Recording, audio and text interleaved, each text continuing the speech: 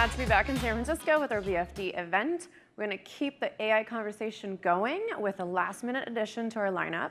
Our next CEO runs a company that's been making a lot of headlines for wanting to give us better search on the internet.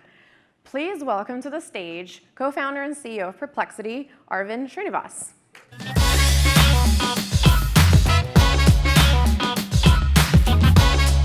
Thank you so much.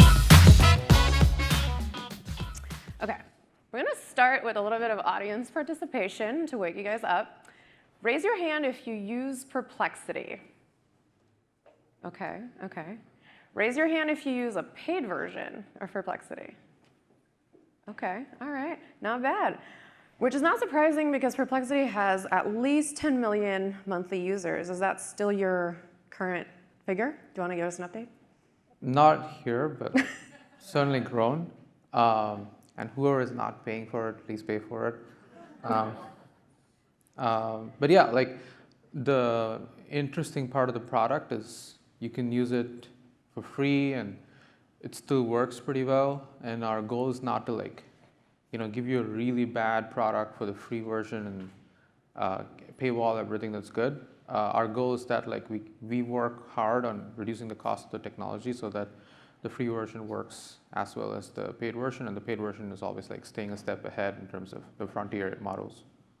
So before we dig a little deeper, I'd love for you to just give us a very quick explanation of what exactly you guys built, because you're not quite like the other companies that have built a full large language model from the start.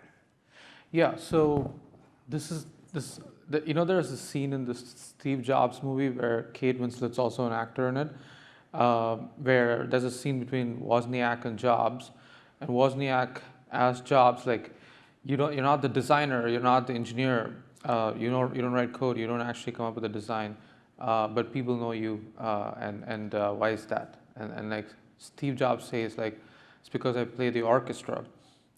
There is a term in AI called orchestration. You take a model, you take a bunch of tools like calculators, search engines, Wolfram Alpha, Python code environments, and different proprietary data sources, web data, other forms of internal data, external data, and build one unified product and a platform where you can go and ask questions and trust the answers because the answers are as accurate as possible, and also reference the sources so that you can go dig deeper in case you don't really trust the answer to. So that requires you to play the orchestra between all these tools at once and make sure the user experience is super fast, reliable, can scale, and keeps improving with a good, delightful UI. That's what we do. And it's pretty hard to get all of these things right at the same time. It's easy to be good at one part of it. You can always be extremely accurate, but you can be a slow product. You can just throw the largest model. Or you can be really fast, but be much poorer in terms of accuracy. It's very hard to have both and a good design and all these other elements working together well. Okay, so the big narrative about Perplexity so far is that you guys are taking on Google Search and Google's Gemini. Is that what you're competing against? So we're not trying to take market share from search engines. In fact, I believe we are spearheading the future where search is no longer 10 blue links. Instead, you can directly go and ask a question and get answers. So you're going to be able to do more with less. We do not ever need to serve I think Google serves 3 to 5 billion queries a day. We do not ever need to serve that volume in future. Instead, we should help people get more done with just a single query. So that is possible when you build an answer engine. You just go and ask a question and get an answer. And we are glad that existing search engines are also trying to adopt that. Existing chatbots are also trying to adopt that. So that shows that this is a new segment where more and more people learn how to use it, and it's going to create new business models around it, and a lot of revenue and profits are going to be generated in this sector. And in that sector, our belief and what we are working towards is not necessarily a monopoly, winner takes it all situation there. And a good chunk of those profits can be shared. and even a startup can be a player there. And like because we started very early, like we hope to be a big player in that market. So Google actually had a big event this morning, Google I/O. They announced a lot of new features and products, Yeah, including one that summarizes some of the search results. right. It sounds like you are all kind of converging Yeah. towards the same place. Yeah. Does that concern you? No, not at all. I mean, look, whatever they announced today is just a reworded version of what they announced 1 year ago. 1 year ago, it was called Search Generative Experience. Today, it's called AI Overview. I bet you next year it's going to be called something else. So it's exactly the same story of them building a new messaging app every year. And this is why you need to be focused, and this means the world to you, basically. For them, an answer engine or an answer bot is not the primary focus. In fact, in a world where everybody just gets answers and doesn't have to browse and click on links, the biggest loser is Google, because they hurt their relationships with publishers. They're not giving them traffic anymore. They hurt their relationship with advertisers. They're not giving as many clicks anymore. The cost per click will reduce. The cost per query for Google will increase. It just strictly becomes a lower margin business at such a massive scale. So it's less about announcing that we're going to roll it out, and more about actually rolling it out and using it for every single query, especially commercially intended queries where like there's literally no incentive for you to like get accurate answers there. So I think that's where we hope to have the classic innovator dilemma benefit. Whereas a startup with no existing business model to protect, we can be more aggressive on these kind of query categories compared to Google. But isn't that also kind of applying to Perplexity? Because if I go on your app and I ask a question to find out information, I'm now going to you instead of going to maybe, you know, the website that I would have gone to originally. And now that website might be upset that I'm not giving it traffic. So we were the first to do citations for every answer. Earlier, if you looked at ChatGPT, it would never cite its sources, make up sources. So from that perspective, we're already like giving you a lot of credit in case we take your content. By the way, even journalists, when you write articles, sometimes you do cite someone else who broke the story for the first time, right? That's exactly what we are doing. So it's the same mechanism here. And for people who are interested to hear what the first story said, they're going to click on that link and read it anyway. And for people who are not interested to dig deeper, they already got the essence of it, and they also got very clear messaging that it came from this particular person. So that's purpose solved. Like your purpose is that people should read what you wrote, and people should know that it came from you. That's achieved not just through like actually getting onto your website, but can also be achieved through citations. Speaking of content, especially journalistic content, there's been a lot of battles around copyrighted content. Media companies have been trying to ink deals or even sue AI companies. Does that affect you? Like I said, like citations is fair use. You know, the primary difference between us and Google or OpenAI is when Google and OpenAI scrape your web page, they're training their next generation foundation models on your tokens, on the data. So all your writing skills, your talents are being absorbed by the models that they're building, like GPT-4 or Gemini 2 or Gemini 1. Like these models are like distilling the skills that you have, and they're trying to replace you. On the other hand, Perplexity is different. Perplexity is here to serve as a knowledge engine. So it only works well if you continue to create new knowledge.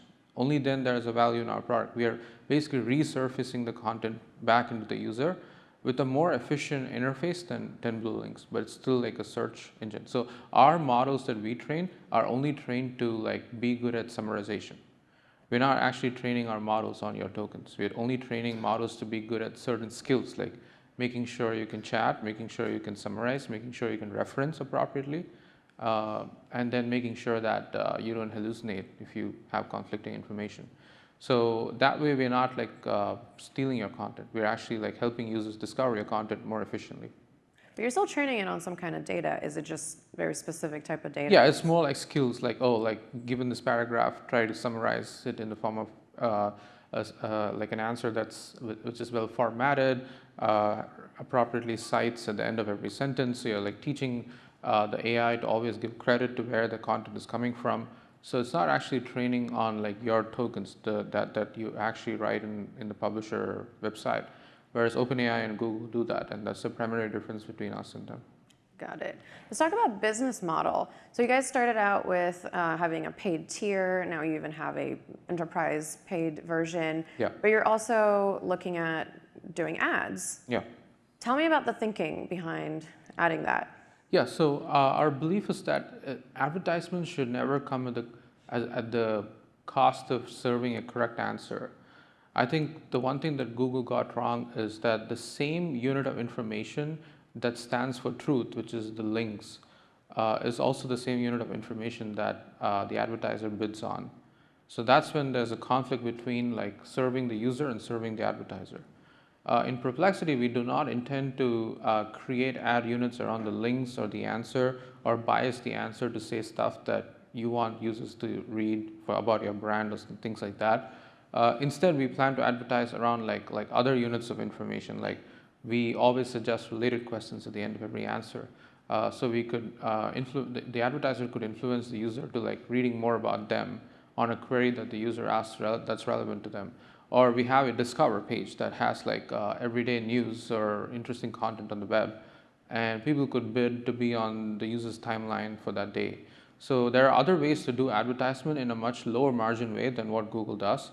And having a diversified business around subscriptions and advertisements reduces the need for going really all in on ads and at the cost of keeping the answer engine accurate and minimally not a lot of clutter. So it helps us to have that flexibility, and that's the luxury that business models like Netflix or Spotify enjoy. Since we have a lot of Perplexity users in the audience, when can they expect to see ads? I mean, I don't have a precise timeline, but we definitely are going to start trying experiments this year. And then bigger picture on your business model, how are you thinking about your goal in terms of paid users versus enterprise users versus free users? Yeah, I think like the Enterprise Pro is basically like gonna do much harder, complex queries that you require for your work. Like, hey, like do me the research of my competitors and pull out the latest news. Or like I'm meeting a bunch of people from this company and I want all the up-to-date information about them in order to tune my pitch for them. Like those kind of queries where the value of an answer is so high that paying a lot for such a product makes a lot of sense, and it benefits all employees, not just like one particular workforce. I think that's where like an Enterprise Pro will excel at, and web research is just a starting point. Like we plan to also support internal search use cases, and like proprietary data, like financial data and things like that. So it'll be a pretty separate product from what the average consumer uses. But I don't, in a future where AIs are going to be so capable, I don't really see a lot of difference between high net worth individuals and enterprises. You're basically going to pay for the result. So if you have a lot of money, like if you ever listen to Stan Druckenmiller's interview, he was watching Davos and like everybody was talking about investing in Argentina. And then he goes to Perplexity and asks for the liquid ADRs that he can invest in that will count as an Argentinian investment. And then he got the answer and just immediately did the investments and read more about them again on Perplexity. So the value of that answer is pretty high. If you made a good investment through knowledge you acquired from Perplexity, and that investment returned you like say tens of millions of dollars, $20 a month sounds like too cheap for such a product, right? So I think like as AIs get more capable and it can answer really hard questions like what should I be even investing in, or how do I invest in Argentina, where it teaches you what ADRs are and things like that. I think people with a lot of money who think they clearly get a lot of benefit from it would be willing to pay a lot more. So we would see such bifurcation even in the subscription tiers, where there's going to be a really big tier, most capable models, like very expensive. Latency is not like few seconds, but the answer is so good, so they'll pay a lot for it. And most of the people will pay for or may not even pay for a product, and it'll work pretty fine for like 80 to 90% of facts and trivia and like regular knowledge, and that product might be more monetized through advertisements. Okay, so do you think that eventually the average internet consumer out there will be using a free version? I think so, but I also think that everybody wants, like in a world where AIs are so capable that like solopreneurs or like people with just like a good amount of salary who wants to spend a bit on these AIs and become richer by making their own like investments and things like that. The boundaries get blurred between who's an enterprise and who's an individual. Okay. I look forward to using my very powerful free AI down the line. Shifting gears a little bit, so funding, you guys have raised several rounds of funding at this point. You just announced 62 million a few weeks ago, but there's also rumors that you're raising more than 250 million at like upwards to $3 billion valuation. Anything you can tell us about this? I didn't hear about it. Like, where do you read it? It was in a TechCrunch, sorry, but that's okay. But zooming out though, it feels like all of the companies, all the AI companies are constantly raising new rounds. Like OpenAI has raised billions, Anthropic is raising more, X.AI, Elon Musk's AI company is trying to raise $6 billion.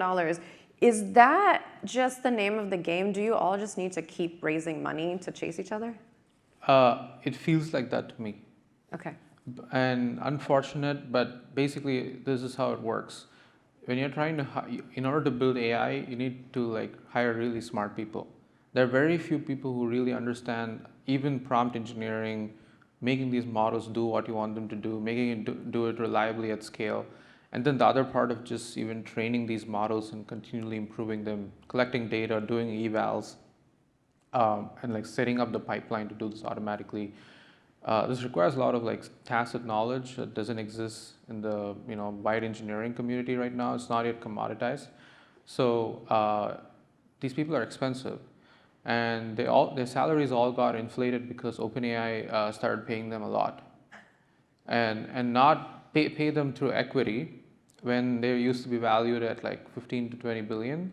But now that they're valued more close to 100 billion, their salaries are all like 5x, 6x what they used to be. But now that becomes their market value. And now like when other companies try to compete with OpenAI for talent, they're also willing to pay that much. So do you have to play that game? I try not to at least go for talent that wants to work at earlier stage companies and not like just optimizing for money. But in general, like at some point, like you do need to hire very good talented people. There are only few of them, and like all these companies go for such people. So that's why you do need to raise more money to pay people really well, or to have a high enough valuation that like you don't need to dilute your entire option pool just to hire like one or two people. So this is just like why, and there's the other argument of like building a big cluster, and so GPUs are expensive, so you got to go and spend it on cloud. And if you looked at the article that was written just a few hours ago, out of the 6 billion Musk is raising, he's already committing to spend 10 billion on Oracle. Like he's committing more than the amount he's even raising. Right. That's a trend in AI companies. Like there are many startups where they raised 70 million, but they committed like 300 million. Yeah, those chips are expensive. My last question to you is that last fall we had two of the co-founders of Inflection AI on our stage. They talked about wanting to build a publicly traded $100 billion company, and then they sold a few months later. Famous last words. Yeah, to Microsoft. I hope we can continue building even next year, now that I'm on the stage right now. But so I'm definitely not going to say like we're going to go public. Okay, all right, you heard it here first, you guys. Thank you so much for sticking around. We'll have some more talks.